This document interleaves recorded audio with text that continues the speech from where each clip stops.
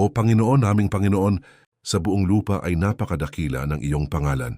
Sa itaas ng mga langit ay inaawit ang iyong kaluwalhatian.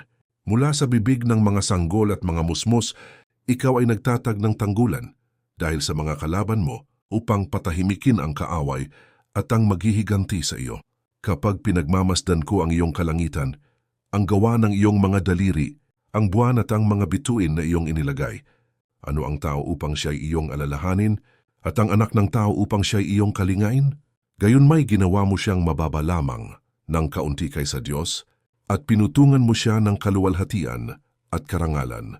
Binigyan mo siya ng kapamahalaan sa mga gawa ng iyong mga kamay. Sa ilalim ng kanyang mga paa ay inilagay mo ang lahat ng mga bagay, lahat ng tupa at baka, gayon din ang mga hayop sa parang ang mga ibon sa himpapawid at ang mga isda sa dagat, anumang nagdaraan sa mga daanan ng dagat. O Panginoon, aming Panginoon, sa buong lupa ay napakadakila ang iyong pangalan.